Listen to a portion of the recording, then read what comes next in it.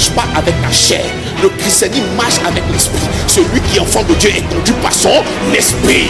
Même pour adorer, c'est son esprit. Pour chanter, c'est son esprit. Pour prier, c'est son esprit. Pour exhorter, c'est son esprit. Pour manifester l'amour, c'est son esprit. Pour faire toutes choses, c'est son esprit.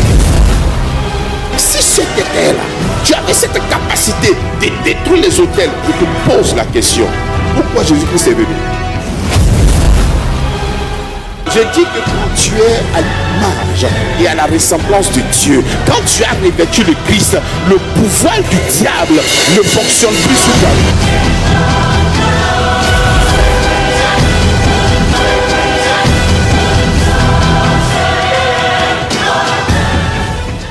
Je viens pour te louer.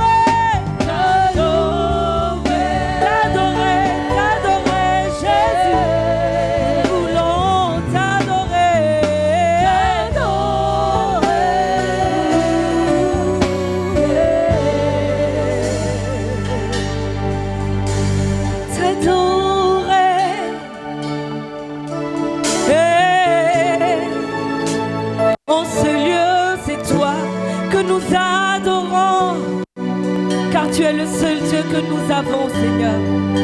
Nous n'avons que notre Dieu que toi. Jésus, nous n'avons que toi. Nous n'avons que toi, Jésus. Nous ne pouvons pas aller ailleurs.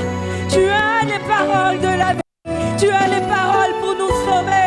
Tu nous as accordé le salut, pas parce que nous le méritions, mais parce que, Seigneur, tu nous as aimés. Et par amour, parce que ton amour est incontestable. Ton amour, ô Éternel, est incomparable. Ô Éternel, tu es le seul qui s'est donné librement pour moi. À la croix, tu n'as pas hésité. Tu as porté nos fautes. Tu as porté nos fautes. Tu as pris nos malédictions et tu les as clouées. Tu les as clouées. Nous rendons ainsi libres.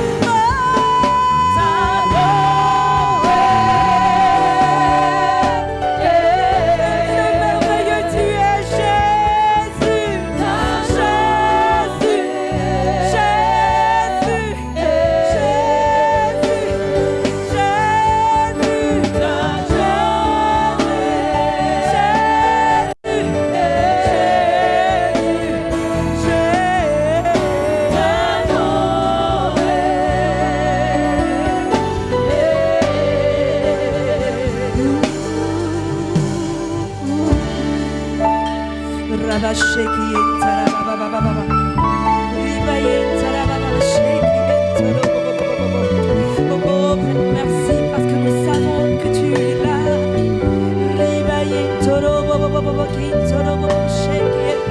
Merci pour ta présence. Merci pour ta présence. Dans nos cœurs, tu es là. Tu ne nous as jamais laissés. Oh, alléluia.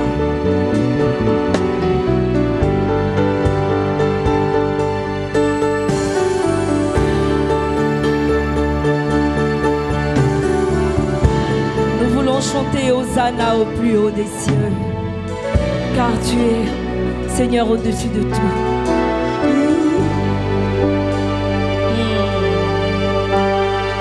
Hosanna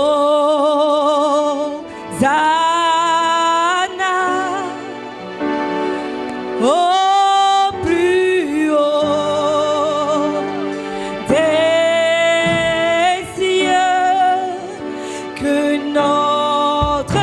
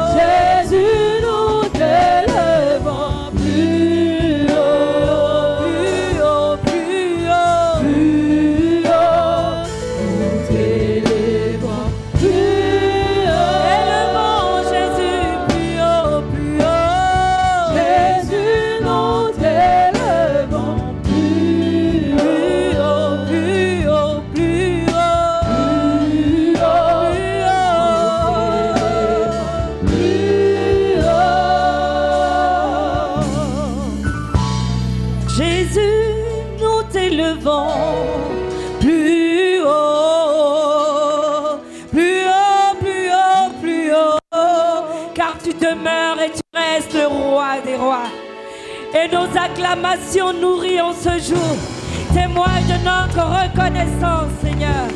Que toute la gloire, l'honneur, la puissance et l'élévation te soient rendues à toi et à toi seul. Alléluia. Merci, Gloire à Seigneur. Jésus.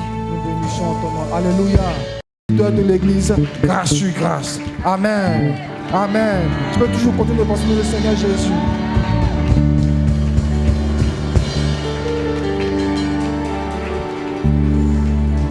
Nous continuons d'acclamer Jésus-Christ. C'est pour lui que nous sommes là. Il est la source de notre salut, la source de notre délivrance. Bien-aimé, acclame Jésus-Christ. Seigneur, merci, reçois nos acclamations, Seigneur. Nous ne sommes pas fatigués, nous sommes là pour te célébrer. Nous ne sommes pas fatigués, nous sommes là chaque dimanche pour louer ton nom, Seigneur. Parce que tes œuvres sont extraordinaires dans notre vie, Père. Reçois nos acclamations, toi qui vis, règne pour des siècles et des siècles. Amen. Nous allons chanter pour lui.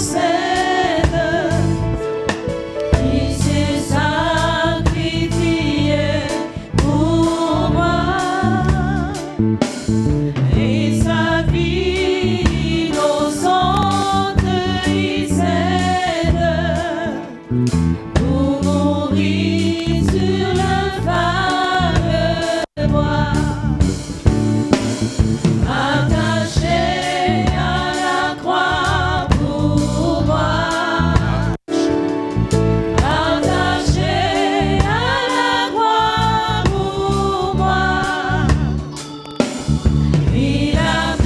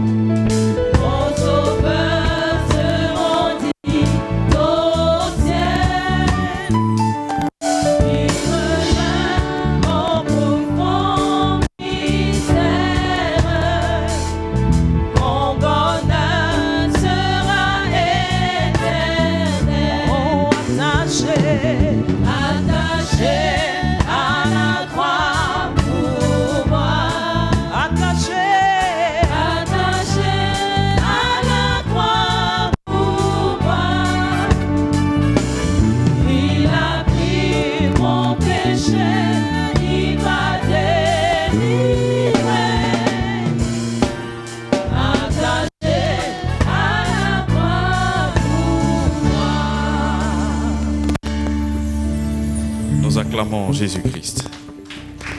Nous acclamons le Seigneur, le Seigneur. Le salut accompli pour ses frères. Mon Sauveur se rendit au ciel, il revient au profond mystère. Mon bonheur sera comment? Mon bonheur sera éternel. Nous sommes toujours dans notre séminaire. Et quel est ce séminaire? Le sang précieux. Le sang est comment? Un sang merveilleux. Alors, le sang de Jésus-Christ est la source de notre délivrance. Le sang de Jésus-Christ, pourquoi nous proclamons? D'abord, c'est Pierre qui le dit. Pierre dit que le sang est comment? Mais ce n'est pas parce que Pierre le dit que moi je dis. Hein. Je le dis parce que je sais aussi que son sang est précieux. Alléluia. C'est une conviction qui vient de mon cœur. Alléluia. Pourquoi nous disons que le sang il est précieux? Nous disons que le sang est précieux parce que le sang de Jésus-Christ est la source de notre quoi? De notre délivrance. Lorsque nous parlons du sang de Jésus-Christ, c'est elle qui nous délivre dans quoi?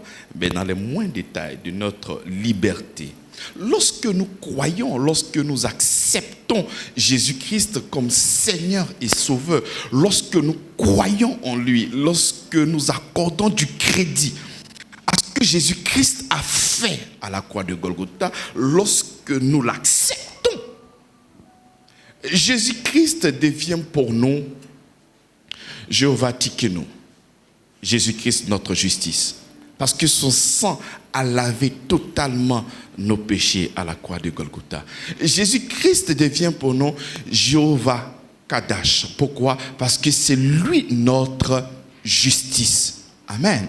Donc lorsque nous voyons le sang de Jésus-Christ et son impact dans notre vie, nous pouvons véritablement comprendre que la source de notre liberté, la source de notre salut, mais est le sang de notre Seigneur Jésus-Christ. Quelle que soit la faute, dans l'Ancien Testament, nous comprenons que le sang des taureaux couvrait. Mais dans la Nouvelle Alliance, et le sang versé pour nous ne vient pas pour couvrir, mais vient pour faire quoi? Pour effacer. Et il a effacé de la manière la plus belle. Lorsque tu interroges Ésaïe chapitre 1, au verset 28, au verset 18, il dit « Venez et plaidons, dit l'Éternel, si vos péchés sont comme le cramoisi, ils deviendront blancs comme la neige. » Il dit, s'ils sont rouges comme la pourpre, ils deviendront comme de la laine. Alléluia. Et lorsque Ésaïe était en train de prophétiser, peut-être il ne pouvait pas imaginer que c'était le sang qui pouvait rendre ton péché assez propre et clair. Amen. Mais dans la Nouvelle Alliance, lorsque Jésus-Christ vient, nous arrivons alors à comprendre mais comment est-ce que il allait pardonner nos péchés qui allaient ressembler soit au cramoisi, qui allaient devenir blancs comme quoi? Comme la neige. Lorsque je suis en train de dire, je suis en train d'exposer tout ce que tu as fait dans le noir. Quel que soit l'acte, quel que soit le péché, je me pose la question, tu es allé peut-être avec un homme, même si tu l'as fait, c'est vrai que c'est une abomination, mais le sang de Jésus-Christ a cette capacité de pouvoir effacer ça. Tu es allé avec une femme, tu es une femme, tu es allé avec une femme, quelle que soit la pesanteur, le sang de Jésus-Christ a cette capacité de faire quoi? De pouvoir essuyer. Tu as été génocidé, même si Adolf Hitler était là présentement lors de cette prédication, qui croit au sein de Jésus-Christ, ça allait annuler tous ces crimes génocidaires et tout ce qu'il a pu faire dans sa vie. Donc le sang de Jésus-Christ est un poids et il n'y a pas une faute, il n'y a rien. Rien. Hein? Va loin. Hein? Va chercher des choses compliquées auxquelles même l'homme ne peut pas penser. Va chercher ça. Pas de problème. Mais le sang de Jésus-Christ a cette capacité de faire quoi? De pouvoir le nettoyer. Amen. Lorsque tu prends un tissu blanc comme ça, il faut mettre le sang. Hein? Tu vois que ça sera difficile de pouvoir rendre encore ce truc-là blanc. Ça sera très, très difficile. Alléluia. Pour une histoire, il y a un gars qui était au chômage, c'est difficile pour lui. Et son aîné a tout fait pour trouver un coin pour qu'il puisse travailler. Il dit il a peur du sang, que le sang fait peur. Son cousin dit il n'a pas encore faim. S'il avait faim, je crois qu'il n'allait pas dire ça. Donc, c'est joli à voir, et surtout quand c'est acheté. Mais le sang de Jésus-Christ a cette capacité, quelle que soit la saleté, mais le sang a cette capacité de te rendre comment? Pur. Et ça, ce n'est pas un homme. Ça, ce n'est pas toi. Ce n'est pas ta capacité. Ce n'est pas ce que toi tu pourras faire. Ce n'est pas ta sincérité qui pourra te rendre aussi blanc comme la neige. Mais seul le sang de Jésus-Christ qui a cette capacité de te nettoyer. Et Dieu même l'a dit. C'est lui qui l'a destiné pour être victime propitiatoire pour ceux qui croiraient.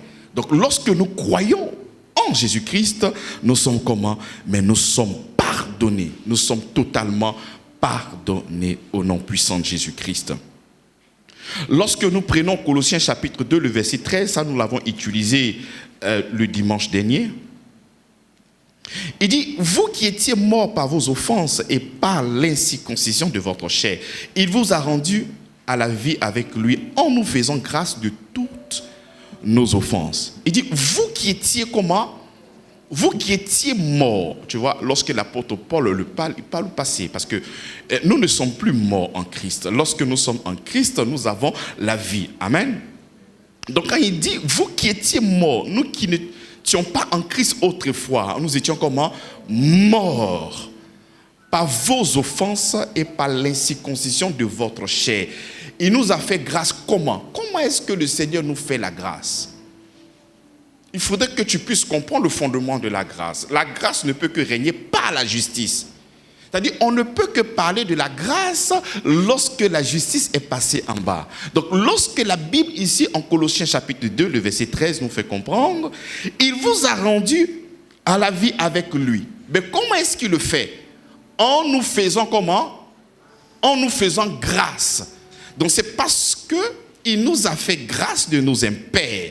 Il nous a fait grâce de nos offenses. Il nous a fait grâce de nos péchés, mais qui nous communique la vie. Parce que c'est le péché qui crée la mort. Lorsque le péché est présent, la mort ne peut qu'être là. Amen. Il faudrait que tu arrives à comprendre ton salut. Parce que si tu n'arrives pas à comprendre ton salut, tu risques de demander des choses que tu as déjà. Ce qui fait que la mort est là, c'est le péché. Donc quand le péché est là, la mort ne peut qu'être là. Et quand la mort est là, tous les sous-produits de la mort aussi sont présents. Amen. C'est parce qu'il y a la mort qu'il y a des envoûtements, il y a les liens, il y a les autels, il y a les malédictions, il y a tout ça. Et si la mort est présente, c'est à cause de son aîné. Son aîné, c'est quoi? Mais c'est le péché. Donc comment est-ce que le Seigneur viendra pour régler notre problème? Il ne va pas s'attaquer aux sous-produits de la mort, il ne va pas s'attaquer à la mort, mais il va s'attaquer au péché. Donc lorsqu'il vient dans le monde, il vient pour déraciner, il vient pour enlever, il vient pour effacer. Effacer quoi? L'acte et les ordonnances. Il vient effacer le péché. Et lorsque le péché est effacé, ta nature change. Tu n'es plus pécheur, tu deviens saint. Et parce que tu es saint, de la même manière que lorsque nous étions pécheurs, nous n'avons pas réclamé la mort. La mort est venue d'une manière naturelle à cause de la nature pécheresse. De la même manière, lorsque tes péchés te sont effacés, quand tu deviens saint, la vie aussi, mais ça tâche à toi. Tu n'auras pas le temps de demander, Seigneur, bénis-moi, Seigneur, fais ci, Seigneur, fais ça, mais la vie ne pourra aussi se manifester. La vie viendra aussi avec ses compagnons de lutte, le bonheur, la grâce et beaucoup d'autres choses qui vont t'accompagner. Donc le Seigneur nous fait grâce. Le Seigneur nous fait grâce comment? Il dit, en nous faisant grâce de toutes nos offenses. Raison pour laquelle nous proclamons que le sang de Jésus-Christ est précieux. Parce que grâce au sang de Jésus-Christ, nous avons le pardon. Et parce que nous avons le pardon des péchés, mais nous recevons la grâce.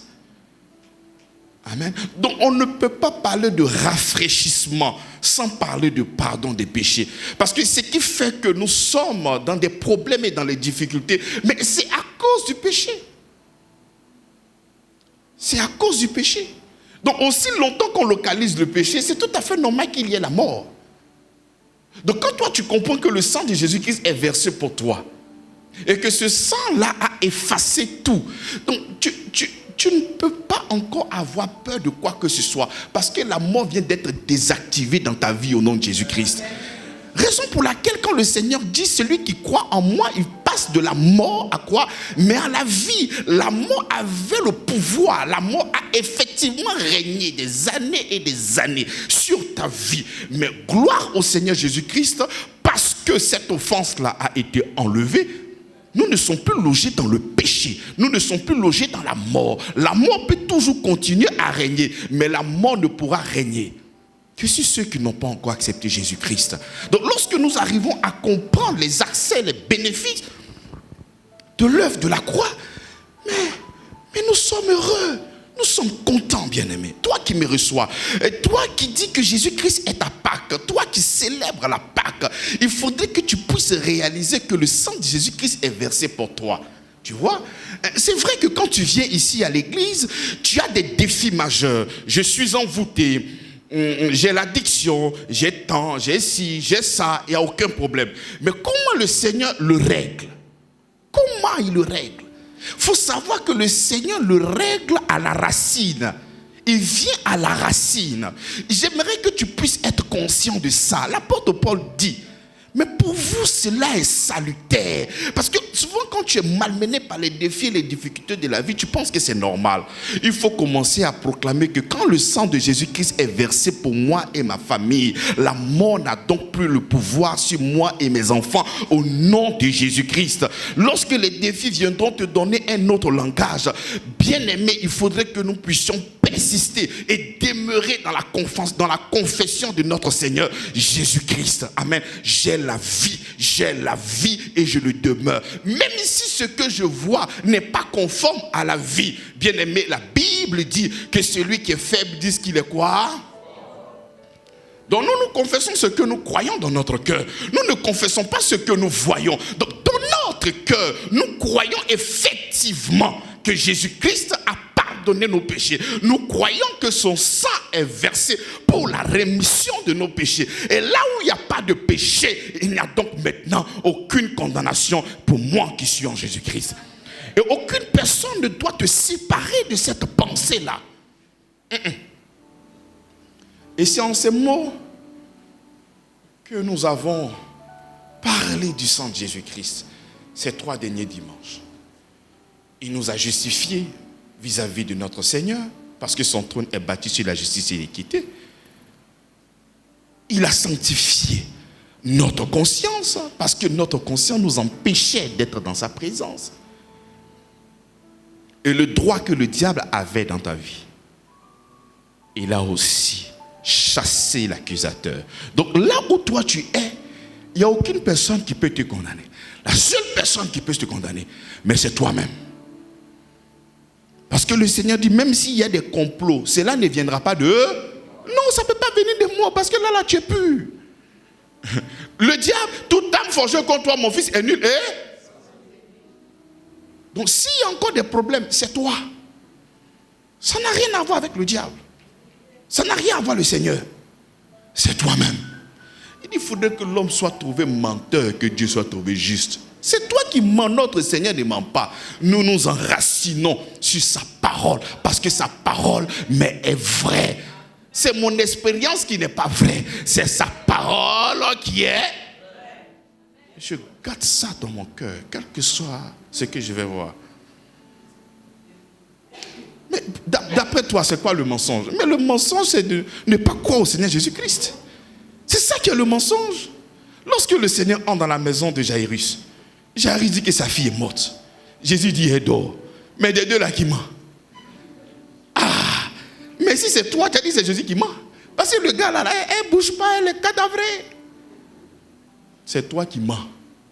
Ah, parce que si elle s'est délivrée, mais oh, c'est toi qui mens. La Bible dit qu'il n'y a donc maintenant aucune condamnation pour celui qui est en Jésus-Christ. Et si tu ne crois pas, et que toi-même tu commences à te condamner, mais c'est comme ça que tu es en train de réarmer le diable dans ta vie. Il n'est pour rien. Je suis venu pour laver le nom du Seigneur. Parce que nous passons notre temps à l'accuser. Ah Seigneur, c'est toi qui as fait ci. Ah Seigneur, c'est toi qui as fait ça. Ah non Seigneur, ah non Seigneur, ah non Seigneur. Arrêtez, son nom doit être sanctifié. Nous devons pour son nom le célébrer, le louer. Arrêtez d'attribuer son nom à beaucoup de massacres et à beaucoup de choses. Alléluia. Il faut avoir peur. Dis à ton voisin, il faut avoir peur de toi-même. Tu passes ton temps à dire de mauvaises paroles sur ta vie. Et puis tu dis c'est le diable. Le pasteur te dit que tu es délivré, tu arrives à la maison, mais il sait qu'il est possédé. Mais la possession vient et puis ça s'enracine comme ça. Fort. C'est-à-dire la puissance que le diable m'avait là même là, c'était petit. Là même là, il vient même fois 10. Mais comment la Bible te dit ça? Toi tu dis la Bible ment. Il n'y a pas de problème, donc allez-y. Dis à ton voisin, il faut avoir peur de toi-même. Alors, la deuxième partie de notre prédication, nous allons maintenant entrer là où le sang de Jésus-Christ a coulé. Nous allons passer en revue tous les endroits où le sang de Jésus-Christ a coulé. Mais je vous ai fait comprendre que les choses de la Bible, mais en leur pesant d'or, ce n'est pas comme ça. Si tu vois que le sang de Jésus-Christ est versé quelque part, il y a forcément une valeur spirituelle qui est attachée à cela. Et nous, en tant qu'enfants de Dieu, nous devons maintenant voir, mais quelle est donc cette valeur spirituelle? Mais pourquoi en ce moment, mais le sang de Jésus-Christ est versé? Parce que si tu ne comprends pas, tu ne peux pas vivre cette délivrance-là. La Bible déclare que nous sommes sauvés par l'évangile. Mais si tu ne comprends pas l'évangile, mais comment est-ce que tu peux être sauvé? Il faut que tu comprennes. Pierre dit, j'aime la manière dont Pierre propose. Il dit que la paix et la grâce vous soient. Ah, donc la paix et la grâce se multiplient. Ça se multiplie. Ah, ok, d'accord. Donc il y a une paix, il y a une deuxième paix, il y a une troisième paix, il y a une quatrième grâce, il y a une cinquième grâce. Donc il faudrait que ça se multiplie. Mais ça va se multiplier comment? Par les offrandes? Ça se multiplie comment? Prier pendant 24 heures? Ça se multiplie comment? Par la connaissance. La connaissance. J'ai dit la connaissance. J'ai dit la connaissance. C'est difficile pour nous parce que nous n'aimons pas lire. C'est-à-dire, quand on est trop fâché, non, j'ai prié aujourd'hui pendant 24 heures. C'est vrai, prier c'est bon. Parce que même ta prière, lorsqu'elle n'est pas construite sur la vérité, ta prière devient mensonge. Donc la connaissance est primordiale. Il faut que tu puisses connaître. Mais toi, tu ne lis pas la Bible. C'est difficile pour toi de lire la Bible. C'est compliqué pour toi de lire la Bible. C'est-à-dire, si tu as trop fait là, tu as mis le film de Jésus pour aller regarder. Et puis là, tu as tué, tu maîtrises maintenant. Jésus qui s'est parti à la croix de Golgotha, il est mort pour nous. Mais tu as vu ça comment? Non, j'ai vu ça à la télé. Tu n'as pas lu. Faut lire. Mais il ne faudrait pas trop faire confiance à ce genre de choses-là. Hein. Il faut prendre la Bible papier, il faut lire. Lire. C'est important. On a un héritage qui est là, tu ne veux pas lire. Pourquoi? D'accord. Nous allons prendre Matthieu chapitre 26 à partir du verset 36 à 44. Matthieu chapitre 26 à partir du verset 36. Là-dessus, Jésus alla avec eux dans un lieu appelé Gethsémani. Dis avec moi Gethsémani. Et il dit aux disciples, asseyez-vous ici, pendant que je m'éloignerai pour prier. Il prit avec lui Pierre et les deux fils de Zébédée. Et il commença à éprouver de la tristesse et des angoisses.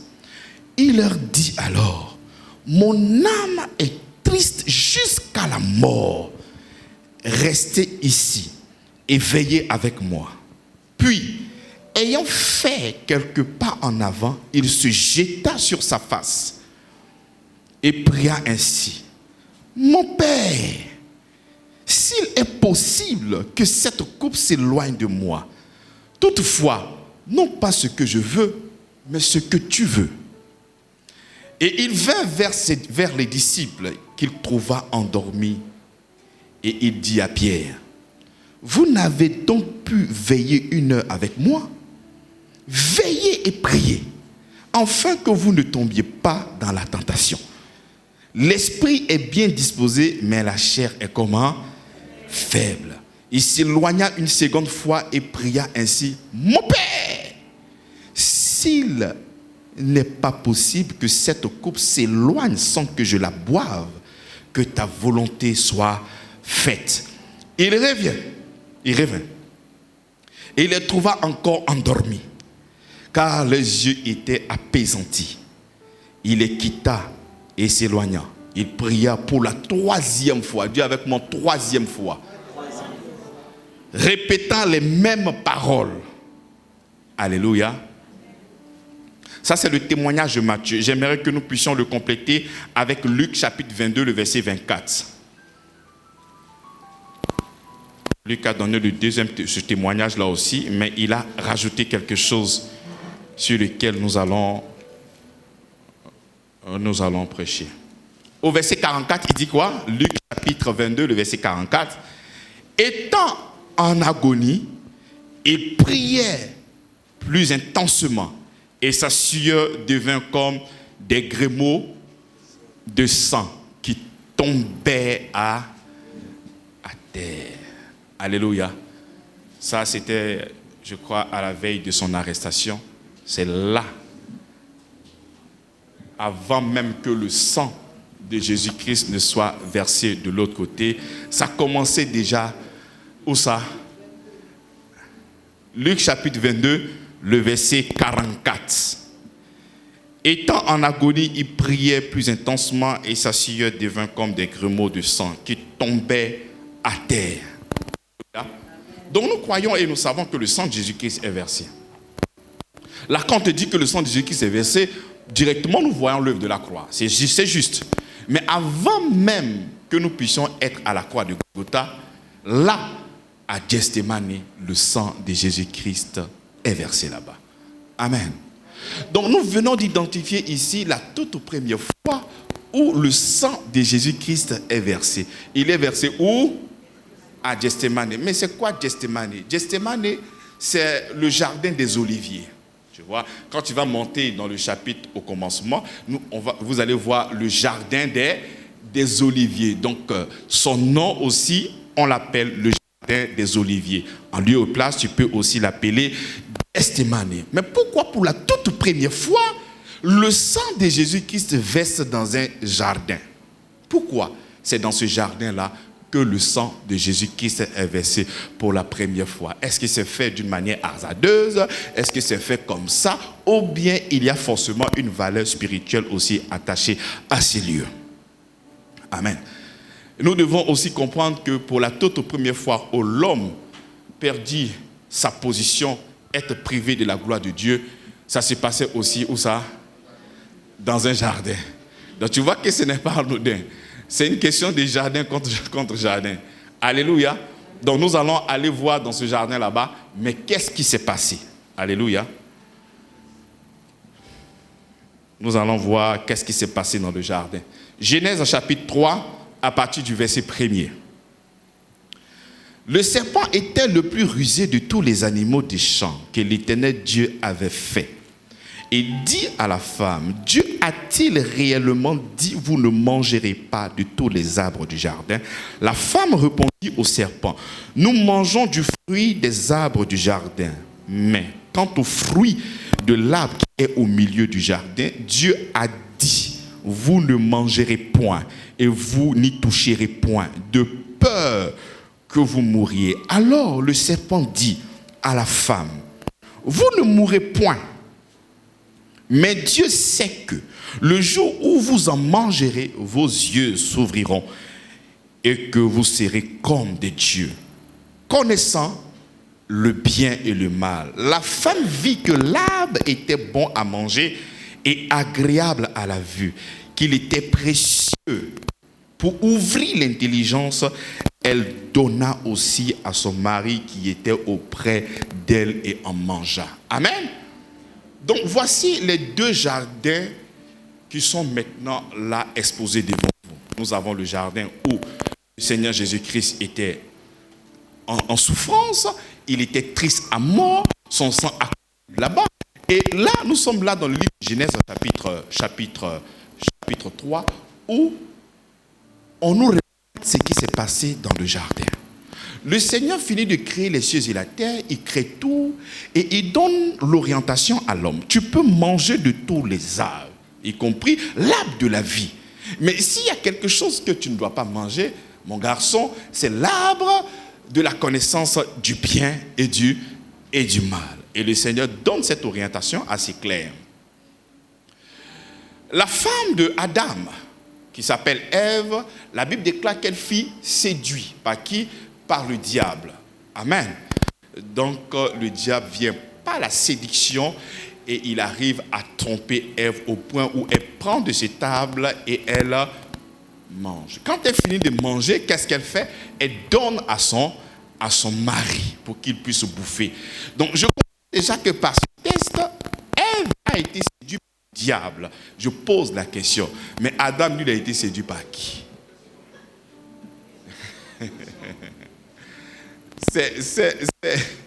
C'est le diable qui a séduit Ève. On comprend.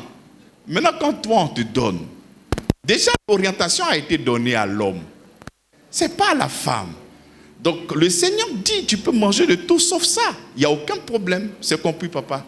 Tu vois. Donc, c'est lui maintenant qui va partager sa mission avec son épouse. Tu vois. Donc, il lui relaie l'information. Alléluia. Donc le diable vient, il séduit Ève. Et cette femme, elle a été séduite. Donc les femmes, le diable vous a séduit. Et qu'est-ce qui s'est passé? Elle a pris et elle a mangé. Elle ne s'est pas arrêtée là. Quand elle a fini, elle est venue donner à son manco. Tiens. Mais le manco ne fut pas séduit. Lui, il a décidé de désobéir. Il savait très bien. Et lui, il a désobéi. Raison pour laquelle à chaque fois que nous sommes en train de parler de la désobéissance, on parle d'Adam. Parce qu'elle a été séduite. Adam, lui, il a désobéi. Lui, il connaît l'orientation. On te dit, papa dit, voici ça. Tu as compris? Ok, il n'y a pas de problème. La femme vient, chérie, oui. Papa, c'est quoi? Papa, c'est un faux type. Donc ça, il a bouffé. Désobéi. Vous voyez.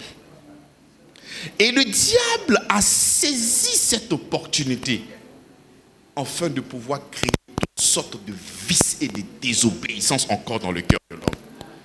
Parce que l'homme ayant désobéi, il vient de se livrer, mais totalement au diable. Et le diable a saisi cette opportunité-là afin de pouvoir le dominer. Et c'est comme ça que la domination maintenant, on a légué le pouvoir au diable de pouvoir nous contrôler.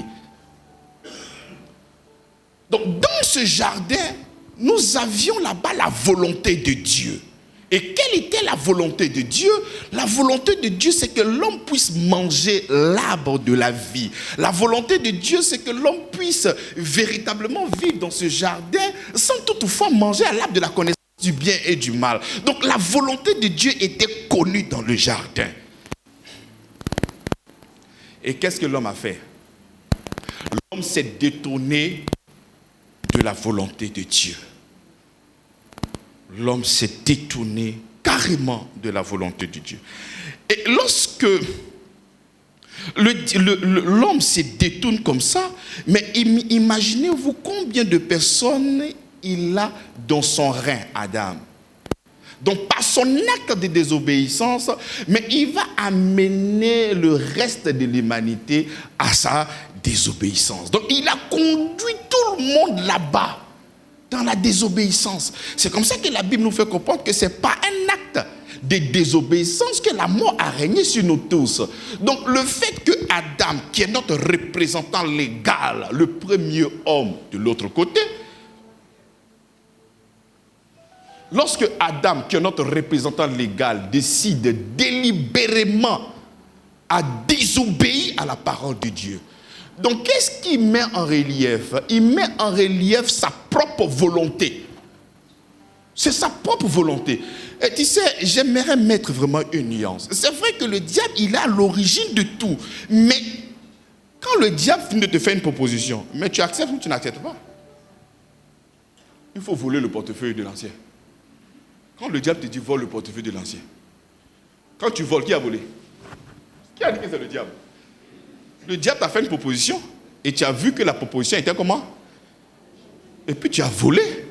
Donc il faut arrêter de dire que c'est le diable qui a fait. Non, non, non, c'est toi qui as fait. Comme vous êtes les deux collaborateurs, ils donnent le projet et puis toi tu es un exécutant. Il y a un pasteur qui dit, mais pourquoi on dit que tu as un esprit de vol et puis tu ne vas pas voler au commissariat? Donc ton esprit de vol, il est intelligent. Donc toi tu n'es pas un enfant. Donc tu sais ce que tu fais. Puisque on dit quand tu voles là, tu ne peux rien faire de toi-même. Va voler au commissariat, tu arrives, tu balayes le téléphone du quai et puis tu sors. Pourquoi tu ne fais pas ça? Amen.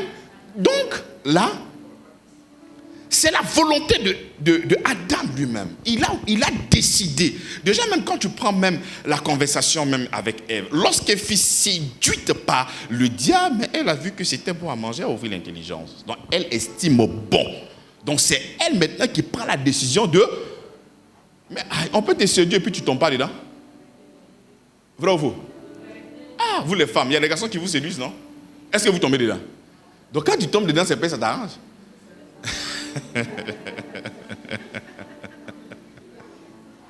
Alléluia. Acclame le Seigneur pour ta vie. Arrêtez, je suis venu pour laver le nom du diable. Laissez le diable vivre là un peu. Hein. Laissez-le, il souffre trop. Chaque 2 minutes, vous êtes là. Vous êtes en train de l'allumer à chaque fois. Alléluia. Donc, elle voit, avec ce qu'il vient de me dire là, mais apparemment c'est intéressant. Ok, allez, traite de bavardage, je bouffe. Mais je ne vais pas bouffer seul. Et ici, moi, c'est pas bon. Chérie, oui.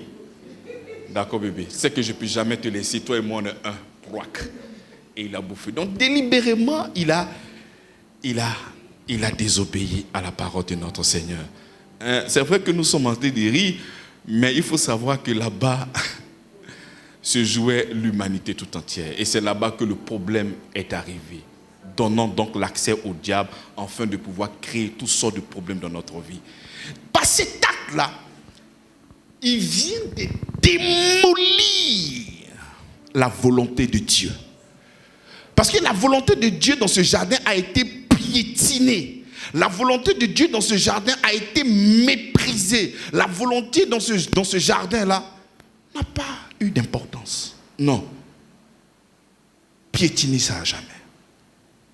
Raison pour laquelle notre Seigneur Dieu créateur du ciel et de la terre, Pierre nous dit que le sang de Jésus-Christ nous a rachetés. L'apôtre Paul aussi dit que le sang de Jésus-Christ nous a rachetés. Donc, dans le plan de sa rédemption, dans le plan de son salut, lorsque les gens viennent l'arrêter, bien aimé, la Bible déclare qu'à la veille de son arrestation, il était aussi dans un jardin. Mais pourquoi il était aussi dans un jardin? Et ce qui me touche dans ce qui s'est passé dans le jardin, nous prenons rapidement Matthieu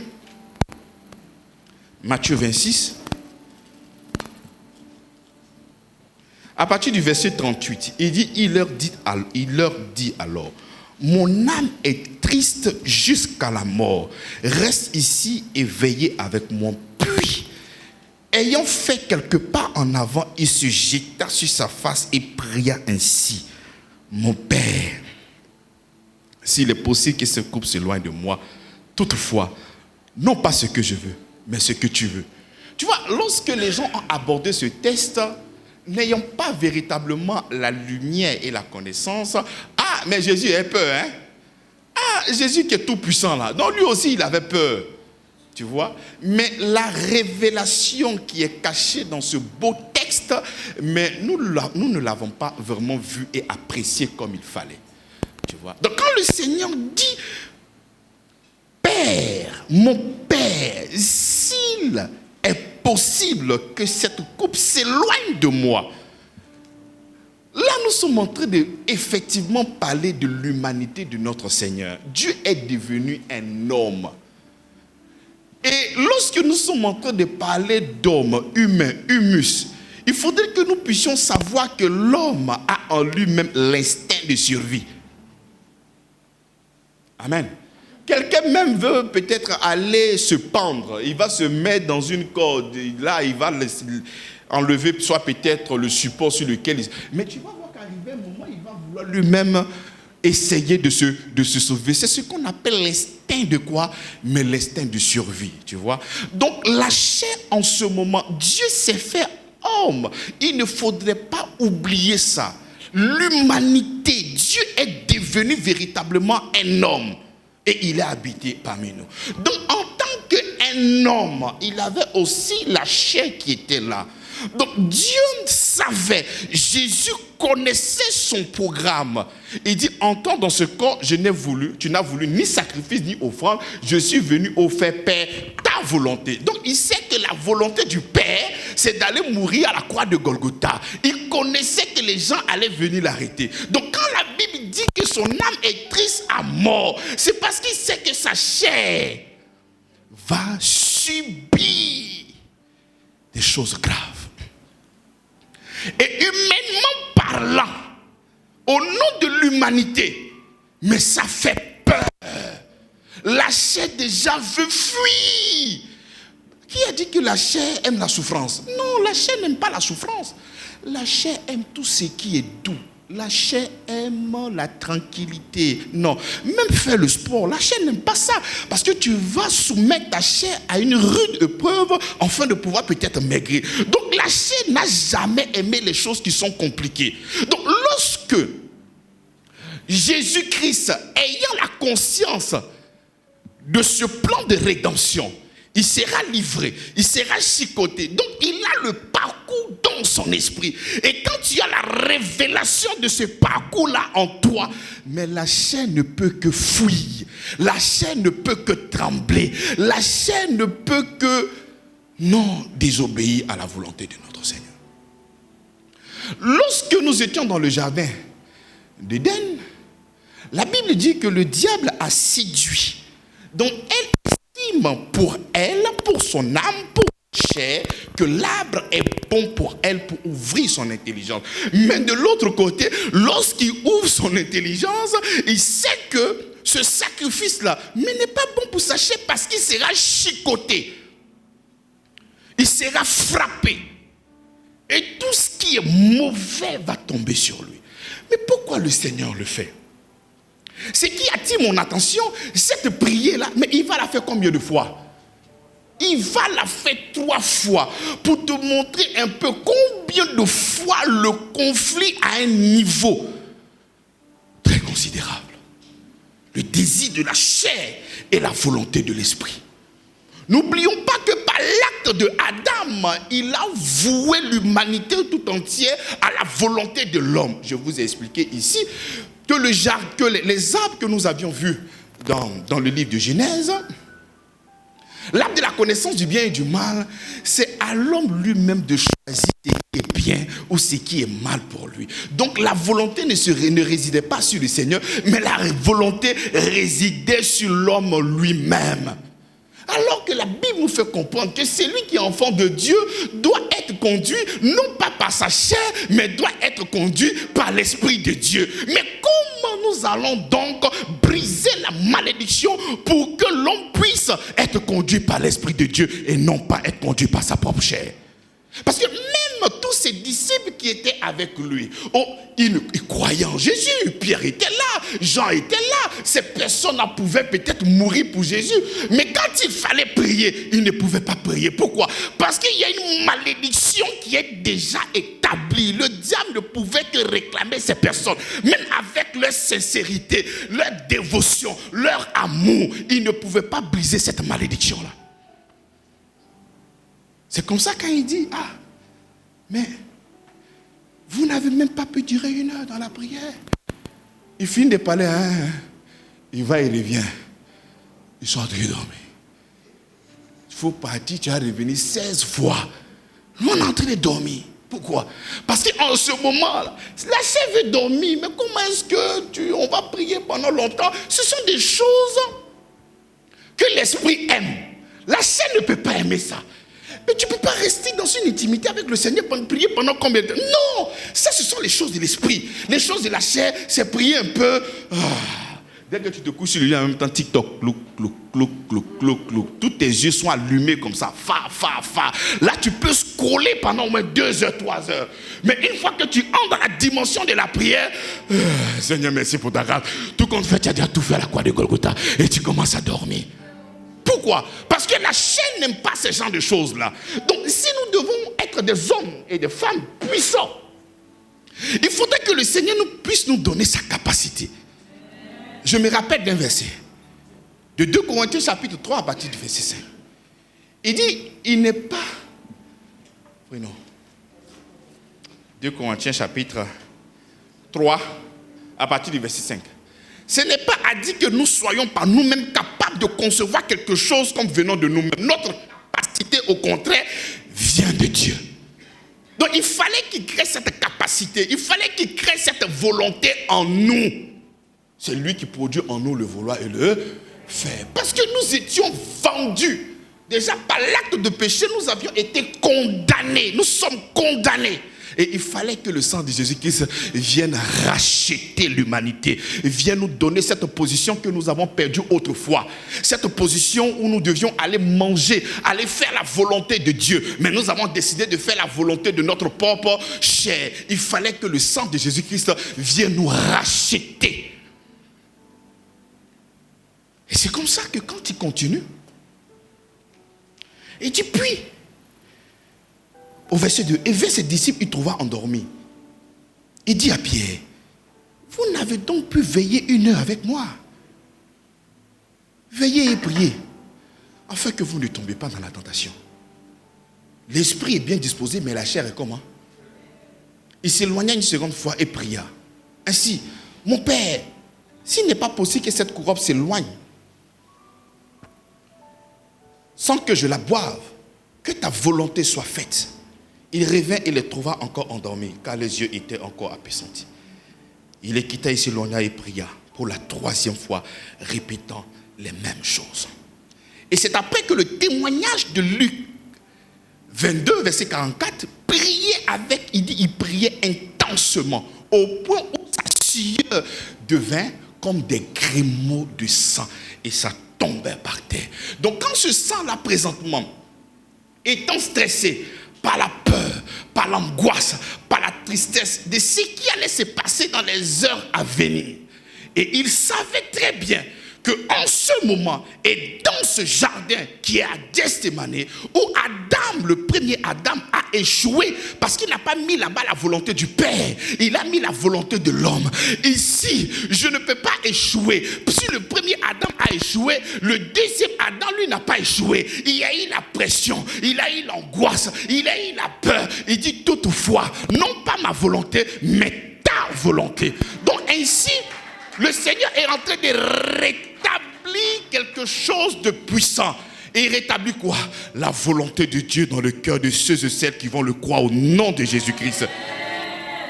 Et par 4, le Seigneur, et il est en train de te donner la capacité. Ce qu'il fera aujourd'hui, bien-aimé, quelles que soient les propositions qu'on te fera, et que tu sais que ce n'est pas la volonté de Dieu, crois-moi, tu ne rentreras pas dedans au nom de Jésus-Christ. Quelle que soit la pression que l'on te donnera, quel que soit le programme alléchant, et que tu vas réaliser que cette démarche, cette orientation, cette manière de fonctionner, cette manière de faire n'est pas la volonté de Dieu, je t'assure, par le travail accompli de Jésus-Christ à Gethsémane, de te redonner la position de pouvoir choisir. Et cette fois-ci, tu ne vas pas choisir ta chair. Cette fois-ci, tu vas choisir la volonté de ton Père. Cette fois-ci, tu choisiras la volonté de ton Seigneur, Dieu créateur du ciel et de la terre. Parce que nous savons,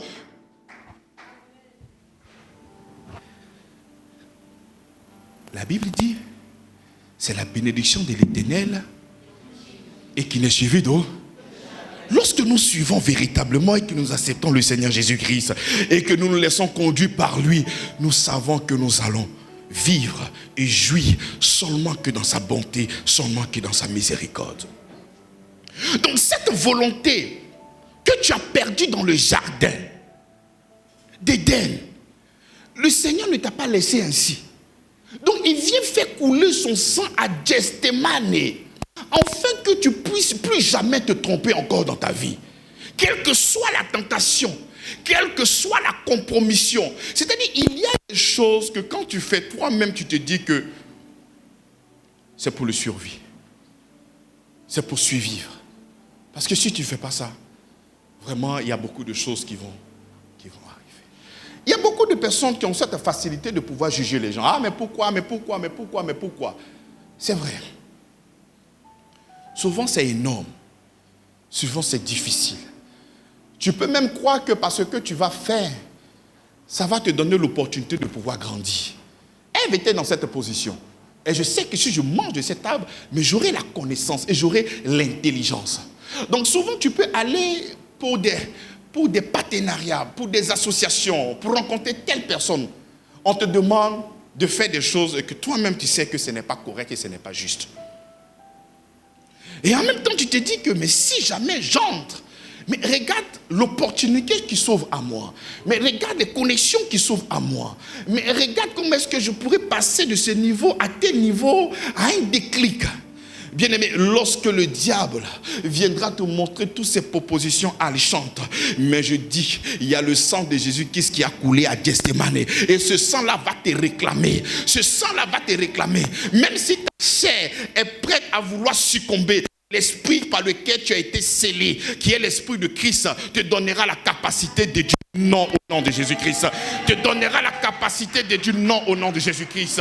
Je prie pour celui ou celle présentement qui doit entrer dans un nouveau dossier, soit peut-être un nouveau palier dans sa vie, ou bien soit un nouveau business. Mais là, les compromissions qu'on te demande sont énormes. Et tu sais que si tu entres dedans, c'est là que les choses vont s'ouvrir. Je prie que la main de notre Seigneur Jésus-Christ, son sang qui a coulé à la croix de Golgotha, puisse crier encore en ta faveur. Et que cette décision ne manque pas de ta propre chair, mais émane du Dieu créateur du ciel et de la terre. Quelle que soit la proposition qu'ils te feront, bien aimé, il y a une dimension de la bénédiction où le diable ne peut pas accéder. Mais la bénédiction de notre Seigneur, ça va au-delà de tout ce que tu peux penser ou imaginer. Que le Seigneur te fasse visiter ces lieux-là au nom de Jésus-Christ. Rentre là où les gens vont vouloir que tu entres avec les compromissions. Mais toi, tu vas entrer non pas avec les compromissions. Toi, tu vas entrer là avec le sang de Jésus-Christ qui a coulé à Gethsémane. Non pas ma volonté, Père, mais ta volonté. Nous annulons donc la volonté de l'homme. Parce qu'il n'a jamais été question de la volonté de l'homme. Il a été toujours question de la volonté de Dieu. Il a été toujours question de la volonté de Dieu et non pas de la volonté de l'homme. Et ça va dans plusieurs choses. Lorsque tu seras oppressé par des hommes et des femmes, des gens qui vont s'élever délibérément pour te faire du mal, et en ce moment, dans ton cœur, tu cries vengeance, œil pour œil, dent pour dent, pied pour pied, maître pour maître, coup de poing pour coup de poing. Laisse-moi te dire que la volonté qui va primer ne sera pas ta volonté, mais la volonté de notre Seigneur Jésus-Christ.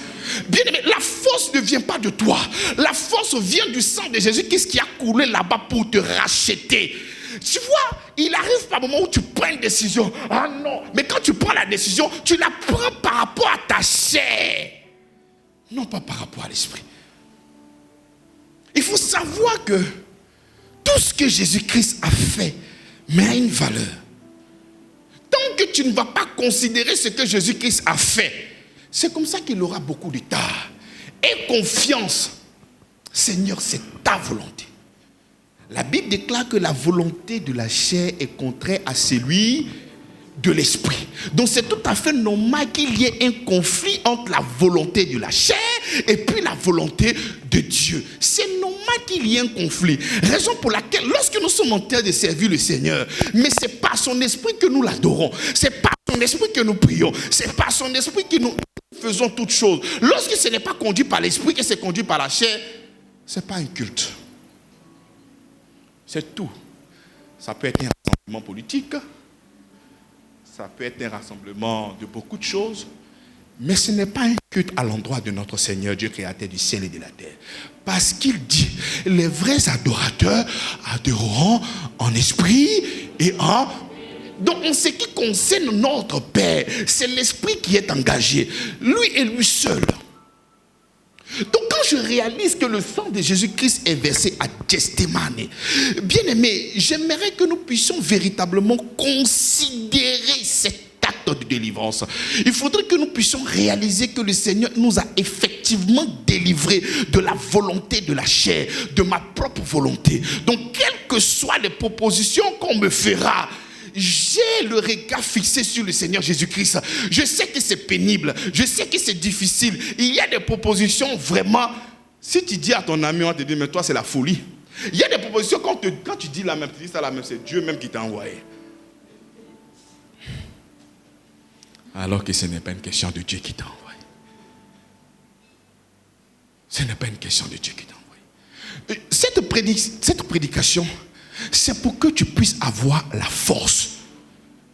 Non pas en ta capacité. Parce qu'on a tendance à dire, à partir d'aujourd'hui, moi là, tu sais, on doit s'appuyer toujours sur l'œuvre de la croix. Est-ce que vous savez, il y a des gens même qui me doivent, tellement que je n'aime pas la pression, je laisse l'argent là et puis j'oublie. C'est pas parce que j'en ai trop, non.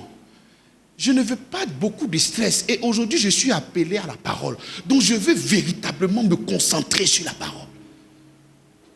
Donc, lorsqu'il y a un peu d'embrouillement ou bien des embrouillements, je quitte le lieu même. Je ne veux pas quitter. Je veux préserver ma paix et continuer à méditer la parole. Parce que si les sentiments sont partagés, tu ne pourras pas véritablement. Tu ne pourras pas te concentrer. Donc, dans ma vie de tous les jours, lorsque je vois qu'il y a des conflits, non, c'est mieux, tu vas quitter. Mais lorsque j'ai décidé, par la grâce du Seigneur, à servir le Seigneur Jésus-Christ, quel que soit le défi dans ma vie personnelle, quel que soit le défi, quel que soit le niveau, je n'ai jamais eu ce sentiment-là de pouvoir abandonner. Pourquoi? Parce que ce n'est plus moi qui me prenais en charge, c'est le Seigneur qui me prenait en charge à ce moment-là. C'est lui qui me donne cette capacité. Même quand il y a des défis, même quand il y a les difficultés, j'avance et je vais persévérer et je vais continuer toujours d'avancer. Pourquoi? Parce qu'en ce moment, c'est la volonté du Père qui ne fait qu'agir en moi. Et souvent, je me pose des questions. Moi-même qui n'aime pas assez de problèmes, mais comment est-ce que j'ai pu résister jusqu'à 6 années de la mission? Mais Seigneur, blague à part, j'aimerais te dire merci en toute humilité, parce que je sais que ça ne vient pas de moi, mais ça vient de toi et toi seul, Jésus-Christ. C'est de la même manière. S'il y avait un esprit de découragement en toi, et que tu commences quelque chose, tu veux arrêter. Tu commences quelque chose, tu veux arrêter. Ta volonté est toujours, ça vacille à chaque fois. Mais je t'annonce que par l'œuvre de la croix, par le sacrifice de notre Seigneur Jésus-Christ, par le sang qui a coulé à Gethsémane, à cause du sang qui a coulé, à quel que soit le problème que tu vas voir, si tu es dans une église où tu es responsable, quel que soit le défi, je sais que si je suis responsable dans tel département, voici ce qu'on va me faire. On peut m'insulter, on peut me mépriser, mais quel que soit ce que j'aurai comme information qui pourront me faire peur, moi j'avance au nom de Jésus-Christ. C'est la volonté du Père qui va me conduire à avancer. Non pas la peur d'être offensé, non pas la peur d'être insulté, non pas la peur d'être méprisé, mais la volonté de Dieu. Et quelle est la volonté de Dieu? C'est que tous soient sauvés. Dans ce moment, c'est la volonté de Dieu qui prime dans mon cœur. Donc toi, ta volonté. Je sais que si on continue, on va m'insulter. Mais si on t'insulte là, toi tu es qui et puis on ne t'insulte pas? Jésus lui-même, on l'a insulté. Ah non, c'est pour ça là, vraiment, il ne sait même pas qu'est-ce qui s'est passé. Puis il dit, pasteur, à cause des pasteurs, tu as venu, n'importe. Oh, ça c'est toi et toi seul. Mais tu vas poursuivre au nom du Seigneur Jésus-Christ. Il faudrait que tu puisses, parce que la Bible dit, il s'est fait un peuple, il s'est fait une nation. Toi, tu ne t'appartiens pas à toi-même.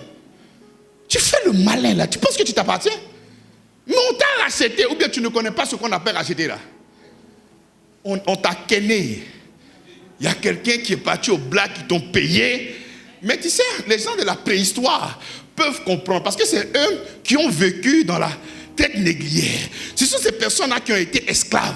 Donc elles peuvent réellement, lorsqu'on parle de rachat, mais comprendre. Une fois qu'on t'a capturé, facturé. Et puis un Blanco Billy est venu t'acheter. Mais tu ne vis que pour lui. Tu n'as pas de réflexion. Tu ne peux pas te dire, moi j'aime me réveiller matin, j'aime me brosser. Tu as fait quoi? Tu ne vis que pour ton maître. Donc tu n'as pas de volonté.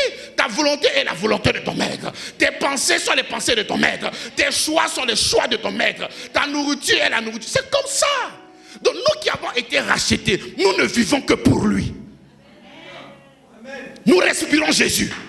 Nous vivons Jésus. Nous parlons Jésus.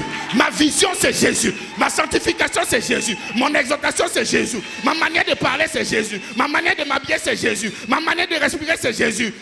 Tout ce que je fais c'est Jésus. Même dans mon activité c'est Jésus.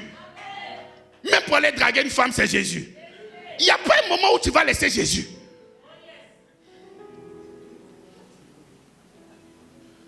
Mais c'est la vérité. Tout ce que nous faisons, c'est en train de tourner autour de la personne de Père, non pas ma volonté. Adam a eu le malheur d'utiliser sa propre volonté. Raison pour laquelle le péché est rentré dans ce monde. Et le péché a créé la mort. Là où Adam a échoué, Père, je suis venu pour réussir l'examen. Non pas ma volonté. Je renie ma volonté. Parce que je sais que ta volonté, Père, c'est que nous puissions suivre l'Esprit. Non pas ma volonté, mais ta volonté, Père. Et le Seigneur là-bas comme ça, il dit Amen. Hosanna. La volonté de mon esprit commence à se manifester dans l'être humain. Non pas ma volonté, mais ta volonté, Père. Il faudrait que nous puissions arriver à ce niveau-là. Même quand tu vois que la proposition, elle est « Oh là là !» Tu dis « Seigneur, toutefois, non pas ma volonté. Non pas ma volonté, mais Seigneur, ta volonté. » C'est difficile. Prêcher comme ça avec des mots, c'est facile. C'est quand la proposition est devant toi. Qu'est-ce que tu dis? Non, tu sais que la... Oh. Non, tu sais que la dernière fois, le pasteur, oh, tu as déjà prié. Seigneur, ta volonté. Seigneur, ta volonté. De moi-même, je ne peux rien concevoir, Seigneur. Tu ne peux rien concevoir. Rien concevoir. Si tu pouvais concevoir, mais Christ ne serait pas venu. Le rafraîchissement ne serait pas venu par lui. Souvent, tu penses que tu es trop hiéré.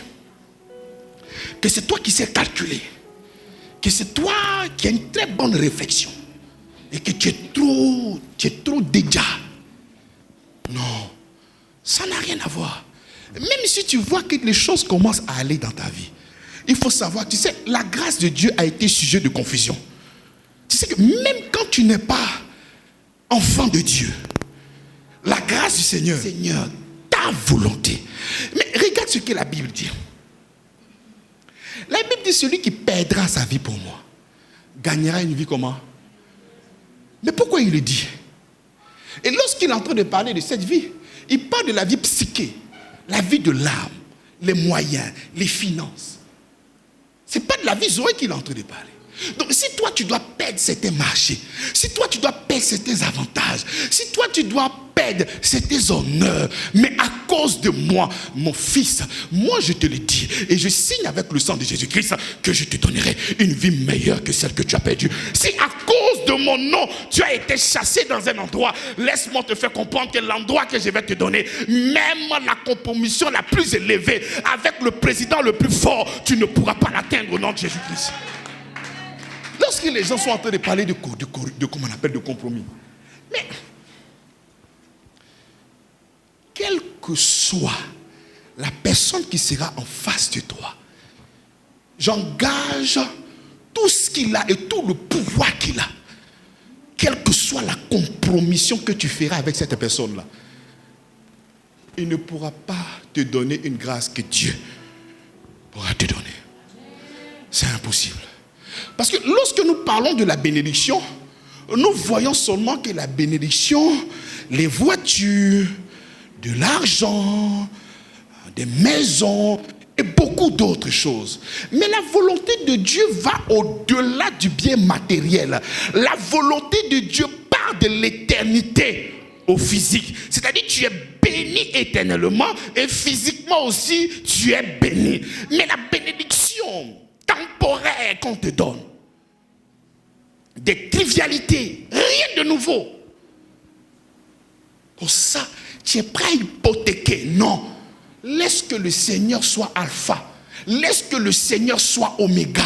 Laisse que le Seigneur soit l'architecte de ta vie. Ça peut être compliqué, ça peut être lent, mais la lenteur de Dieu est 1000 fois plus rapide que la rapidité du diable.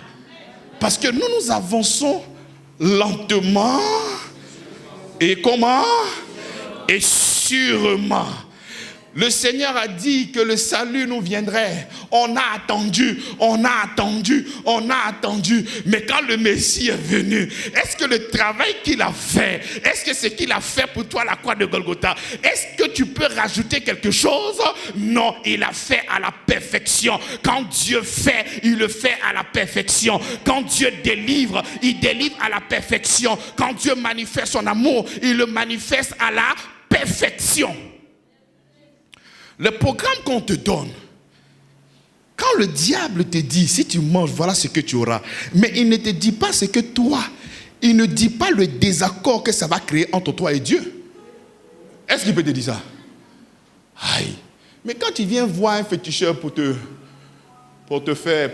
ton business puisse marcher, tu penses qu'il va te dire que si tu fais le sacrifice là, voici des problèmes qui vont arriver à ta famille? Non, il ne va pas te dire ça. Tu veux telle grâce, tu veux tel pognon, tu fais ce sacrifice, tu as ça. Ah non, qu'est-ce qui va arriver? Je ne sais pas. Hein. Mais une chose est sûre, si tu fais ça, voilà ce que tu vas avoir. Il ne va jamais te dire ce qui est caché derrière. Jamais. Il peut même commencer à toi un parfum. Ça, c'est parfum de chance. Ou bien bague de protection. Dès que tu es dans la voiture, dès que tu vois que la bague te sert, tu sors, c'est que la voiture doit faire un accident. Il peut te donner tout ça. Et ça vient, l'appétit vient en mangeant. Ah, je devais faire un accident, la bague a serré ma main. Pas. Mais le féticheur, il est puissant. Hein? Bon, cette fois-ci, je vais gérer, non pas pour moi seul, pour ma famille entière. Et il augmente le kappa. Après, il augmente le kappa. Un bon matin, il va réclamer ta propre vie. Mais ce sont des choses qu'on ne dit pas. Donc quand les gens vont vouloir te faire entrer dans des compromissions, ils ne vont jamais te dire le réveil. J'ai vu un jeune vidéo qui passait sur TikTok, j'ai dit mais le diable il est... Et puis c'est un bon communicateur. Il dit mais tu es pasteur, tu ne vois pas. Viens, j'ouvre tes yeux sur moi puis tu vois. C'est pas sacrifice. Il n'y a pas fait de sacrifice. Moi je sais que tu es un bon serviteur. Tu viens seulement, moi je lave seulement que tes yeux. Là au moins quand les fidèles vont venir, là au moins tu peux voir dans leur vie. Il n'y a pas de sacrifice, il n'y a rien à faire. Mais c'est qu'il y a les tocards qui vont rentrer dedans. Et ils vont venir avec le cœur, Seigneur, c'est juste pour ouvrir mes yeux. Hein. Sinon moi il n'y a pas fait sacrifice. Hein. Seigneur, j'ai ouvert mes yeux. Qui t'a dit que tes yeux sont fermés? Qui t'a dit que tes yeux sont fermés? Et c'est comme ça que tu vas entrer dedans. Et dès que tu es dedans, c'est là qu'il y a la réalité maintenant des choses. On te dit que si tu fais un demi-tour, voici ce qui va t'arriver. Voilà. Et tu es maintenant d'un kékaï. Tu ne peux plus aller devant, tu ne peux plus aller derrière. Tu es au milieu. C'est comme si tu es en train de nager. C'est comme si tu es dans une rivière où tu ne sais pas nager. Et tu vois comment est-ce que tu te débats. Et pour pouvoir survivre maintenant, on te demande maintenant de faire des sacrifices. Pour que tu puisses maintenant avoir la paix. Parce qu'en ce moment maintenant, c'est l'instinct de survie. Parce que là, tu es en train de te noyer. Tu es dans un univers que tu ne maîtrises pas. C'est ça la compromission de l'ennemi. Bien-aimé, j'aimerais que la volonté de Dieu puisse primer dans ta vie. J'ai dit, j'aimerais que la volonté de Dieu puisse primer dans ta vie. Ce que je dis là, c'est capital. Notre propre volonté nous a conduits dans des mariages. Et puis après, divorce. Notre propre volonté, nous sommes rentrés dans des business où nous avons regretté, on a perdu tout notre argent. On a des associations. C'est-à-dire quand tu penses à ça même, tu es prêt à pleurer en même temps tout à l'heure là. C'est-à-dire il y a des choses, une fois que tu commences à... Tu as commencé à pleurer de le passer à quel problème? Parce que c'est terrible. Il y a des gens même qui ont perdu leur vie à cause d'un mauvais choix. Il y a des gens même qui sont encore prisonniers dedans. Ce sont des choses qu'on ne blague pas. Donc quand tu réalises que le sang de Jésus-Christ a coulé pour toi à Gethsémane, pour que la volonté du Père soit rétablie, il faudrait que tu puisses t'asseoir sur cette révélation-là et proclamer la force de notre Seigneur et proclamer la volonté de notre Seigneur de tous les jours. Quand aujourd'hui tu te lèves et puis tu cherches à tuer quelqu'un de ta prière, tu penses que c'est la volonté de Dieu? C'est la volonté de quoi? Alors que tu dis que tu es enfant de Dieu. Mais en ce moment-là, tu es en train de mettre encore la volonté du diable en avant. Au lieu de mettre la volonté du Père. Sa prière, son vœu, c'est que tout soit sauvé. Mais toi, tu dis que tu es enfant de Dieu. Tu proclames la seigneurie de notre Seigneur Jésus-Christ. Mais tu n'as aucun mal de tuer ton frère dans la prière. Tu n'as aucun mal de tuer et même à proclamer, si moi là, je ne suis pas enfant de Dieu, vous allez voir dans le village, vous allez mourir un à un.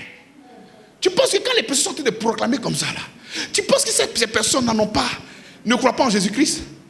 Mais ils croient en Jésus-Christ. Mais la volonté n'est pas la volonté de Dieu. C'est la volonté de leur propre chair. Ils sont encore corrompus. Ils n'ont pas encore compris ce qui s'est passé encore à Gethsémani. Mais seulement que la volonté de notre Père. Mais combien de fois, si on a 1 milliard de chrétiens, il y a peut-être 800 millions de personnes qui essaient de tuer les gens toujours dans leur prière. Pourquoi? Pourquoi? Des ministères qui s'appellent tempête de feu. Pour aller tuer, pour aller brûler les gens. Vous pensez que c'est amusement? Mais c'est parce que nous ne connaissons pas et nous n'avons pas accepté la volonté du Père. Et quand tu fais œil pour œil, dent pour dent, tu penses que c'est la volonté de quoi? C'est ta propre volonté même. Parce qu'on t'a fait mal, non? Donc parce qu'on m'a fait mal à toi aussi, on doit te faire aussi mal. Donc je veux que ça se réalise dans ta vie. Mais avec ça, tu te lèves, tu pries. Tu chantes. Tu dis que tu es enfant de Dieu. Mais la volonté de Dieu en ce moment. Tu te réveilles chaque matin. Ça fait 1 mois que tu n'évangélises pas. Et puis tu sais la volonté de Dieu. Il y a des hommes qui font séminaire, Seigneur, je veux connaître ta volonté. Mais la volonté de Dieu, c'est simple, il ne faut pas évangéliser. Pourquoi tu n'évangélises pas? Dis-moi. Tu évangélises par saison. La volonté de Dieu, c'est d'annoncer l'évangile. Donc un cœur qui a vraiment été impacté par la puissance de la croix, son arrière-plan, c'est comment gagner. Son arrière-plan, c'est comment sauver. Son arrière-plan, c'est comment faire la promotion de l'évangile. Mais les apôtres, nos prédécesseurs, mais nous les avons vus. Lorsqu'ils ont été touchés, lorsque le Saint-Esprit est tombé, c'est-à-dire, quand ils étaient dans la chambre haute, et ils ont reçu le Saint-Esprit, ils disent on doit aller tester ça. Mais tester là, ce n'était pas pour aller faire des miracles. Tester là, c'était pour aller évangéliser. Parce que là maintenant, ils avaient la capacité. Pierre qui était un peureux, qui ne passait son temps qu'à fuir. Mais maintenant, il a la force. Cette force d'ouvrir sa bouche et d'annoncer l'évangile. Et c'est comme ça qu'ils sont allés tester. Et dans leur cheminement, lorsque les gens étaient malades, ils pouvaient guérir. Mais toi, tu dis que tu connais maintenant la volonté de Dieu. Est-ce qu'on a besoin qu'on puisse te dire qu'il y a évangélisation? Il faut venir évangéliser. Amen. Et j'aimerais que cette prédication reste dans ton cœur. Parce que le sang de Jésus-Christ là est versé à Gethsémani pour racheter. Racheter quoi? La volonté du Père en moi. Que chaque jour, chaque matin, quand je serai en train de me réveiller, que je puisse laisser la première place à mon Seigneur. Que sa volonté puisse se manifester dans ma vie. Que sa volonté puisse se manifester même dans mon travail. Dans le choix de mes vêtements, le choix de mes connaissances, le choix de mes amis, le choix de mes investissements. Partout où je vais mettre mon pied, que la puissance de la résurrection, que le sang de Jésus-Christ qui est versé à Gethsémani pour racheter la volonté du Père, que cette volonté se manifeste aujourd'hui. C'est la vérité. Quand je suis là et j'ai dit, par exemple, à Guy Noël, lorsque tu vas enlever tes cheveux, tu vas prêcher. Je ne fais que parler de ça ici, non? Et que tu vois le pianiste un beau matin, le bassiste, il vient, il fait ses notes. Mais ça, c'est la volonté de quoi? De ta propre chair corrompue à l'extrême. C'est-à-dire pendant que nous sommes en train de prier pour qu'il y ait une maturité spirituelle, que les gens fassent les choses correctement selon la volonté et l'orientation de notre Seigneur, d'autres décident de marcher dans les méandres de la chair. Qu'est-ce qui ne va pas? Qu'est-ce qui ne va pas? Ce que les gens veulent, c'est être dur. Si les gens aiment la loi, intransigeant, méchant, dur, c'est ce que l'homme aime. Parce que quand tu ne fais pas ça, tu n'as pas de respect et de considération. Mais quand tu fais comme ça, tu deviens Dieu pour ces personnes-là. C'est ce que la Bible a dit de Moïse. Je te ferai Dieu sur cette nation. Moi, je n'ai pas envie d'être Dieu. Laissez que Dieu soit votre Dieu. Laissez que Dieu soit votre Dieu. Laissez-vous conduire par lui. Pourquoi tu veux forcément que je te dise, il faut faire ça, il ne faut pas faire ça. La Bible dit, tous me connaîtront du plus petit au plus. Alors, personne n'enseignera à son ami. Mais pourquoi on doit revenir tous les jours les ABC? Pourquoi? Pourquoi? Lorsque nous devenons responsables et que nous avons une position très importante à l'église, mais on est tenu. Attends, il y a le minimum. On devient comme la vitrine. Laisse que la volonté de Dieu puisse agir dans ta vie. On doit bâtir des croyants. On prêche la croyance, la croyance, la croyance. Non, on ne veut pas la croyance, on veut la loi. Pur et dur. Pasteur, fais ça. C'est ce que nous allons faire. Mais je vais demeurer dans la volonté de Dieu. Je vais demeurer dans l'évangile. Et l'évangile ne va pas donner l'opportunité aux gens de faire ce qu'ils veulent. L'évangile est la puissance de Dieu pour le salut de quiconque croit. Cette parole va se réaliser dans cette communauté au nom de Jésus-Christ. Nous allons nous lever pour prier.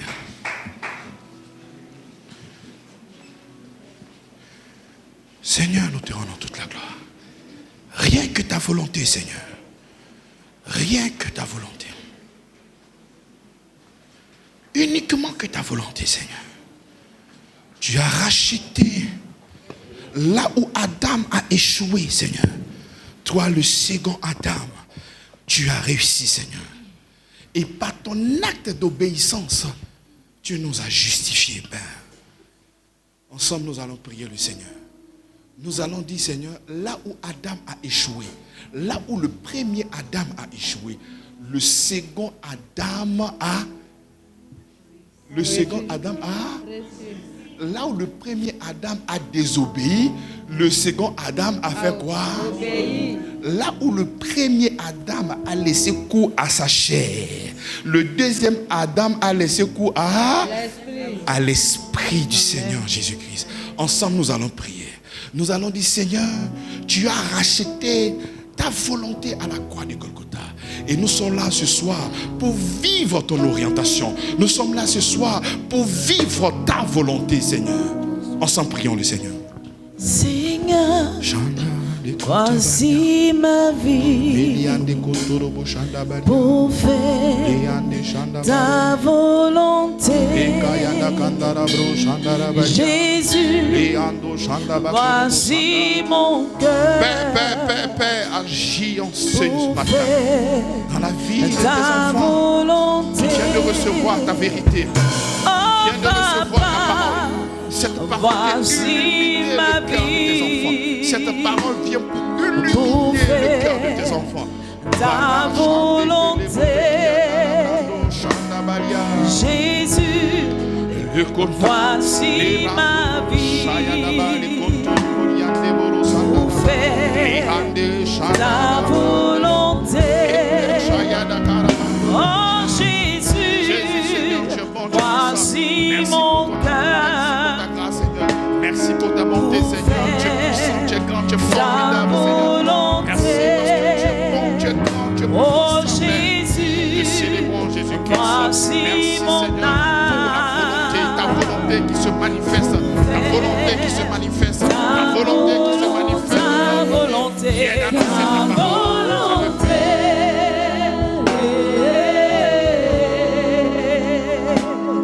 pour faire ta volonté, ta volonté.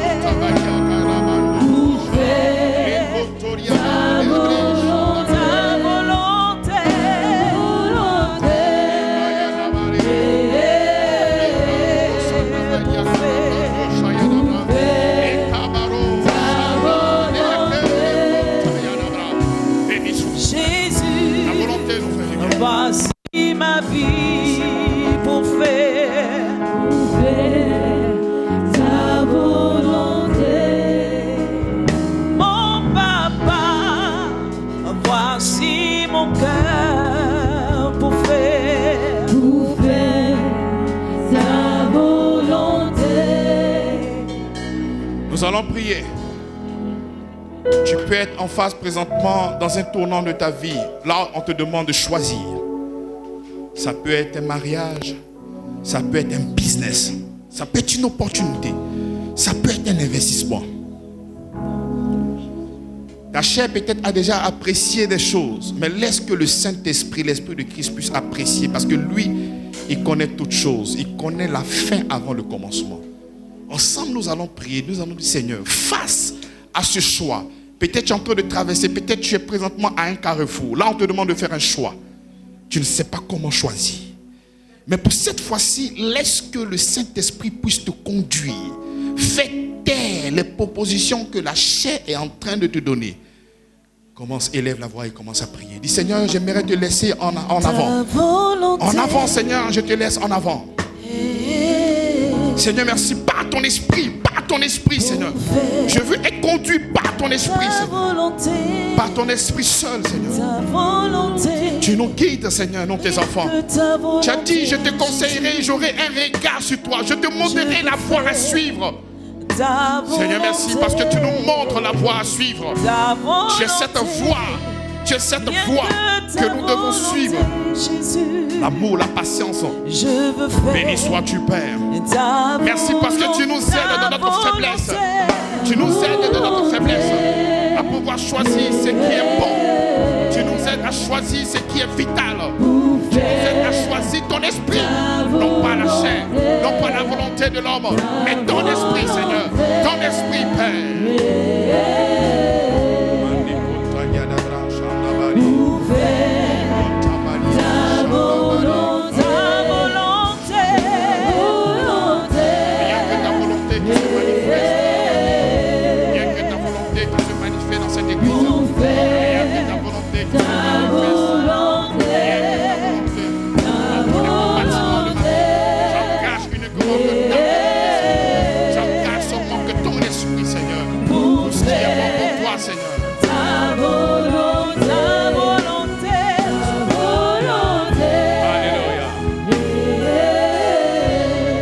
La Bible dit, si je vis, ce n'est pas moi qui vis, c'est Christ qui vit en moi.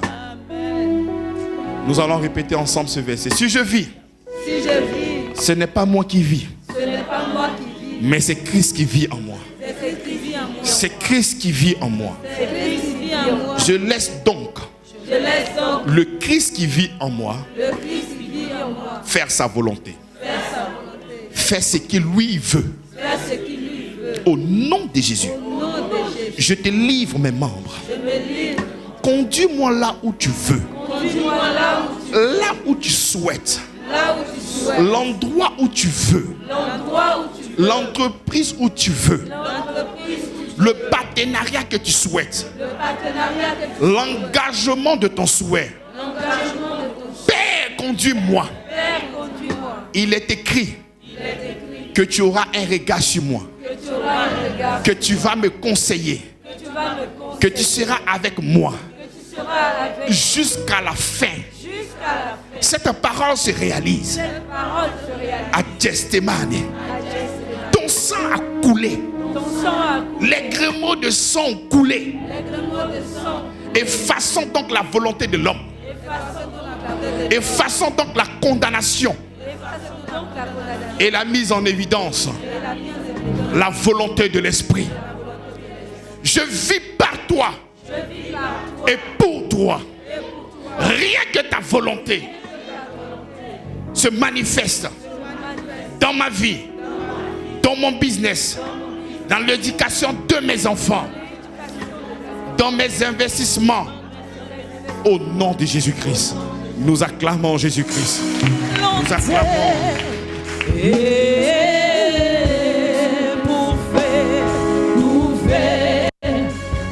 Volonté.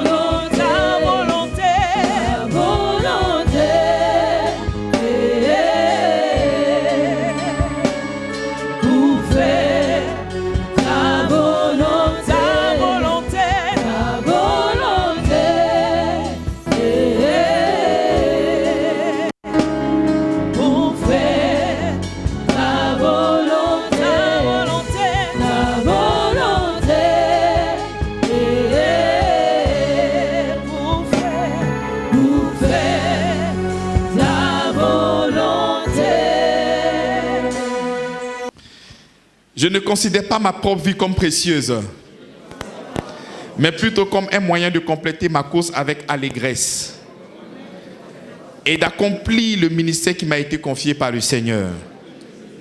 C'est lui d'annoncer la bonne nouvelle de la grâce.